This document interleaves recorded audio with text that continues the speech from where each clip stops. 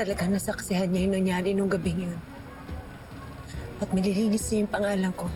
Mas lalong dapat ko siyang makilala. Si Mang Dolpo, Carol. Naabutan mo pa siya sa resort nung nagtatrabaho ka doon. Natatandaan mo ba siya? Siya yung hardinero. Excuse me Ay, po. ma'am. Sir, nakita niyo ba si Ma'am Ana? Nandoon ko po nakita kanina eh. Papunta ng game room. Sige ho, salamat po. Mang...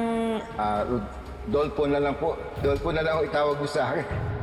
Si Mang Dolpo, yung lagi pong nakasombrero? Oo, siya. Naging kaibigan ko siya nung nagtrabaho ako sa resort.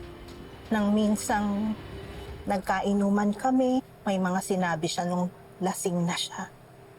Kumonti na raw yung nagre-reserve, nagbubuking. Mula nung may nangyaring pagpatay doon kay Joy Santos, ha? Munti talaga. Muntik nga magsara yung resort. Paano? Takot yung mga tao. Buong akala ko, matinong tao yung si Carol. Di ko akalain. Mamamatay tao pala. Ano? Oy, oy, oy, oy! Pati nung tao yung Carol na yun. Hindi siya pumatay dun sa Joy. We! Lasing ka na yata eh. Hindi ako lasing. Marami lang ako nainom.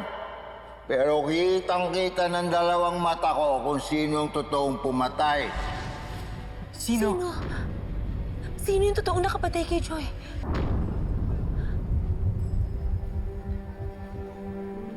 Ayaw sabihin ni Mandolpo. Ayaw raw niyang madawit sa kaso. Pero, pinilit ko siyang paaminin kung sino. Kahit nung hindi na siya lasing. Pero tikom talaga ang bibig niya. Ayaw talagang magsabi.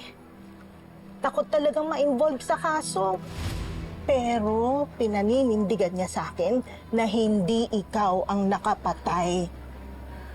Ate Marge, saan ko po siya makikita? Sa resort pa rin po ba siyang tatrabaho? Retired na. Matagal na.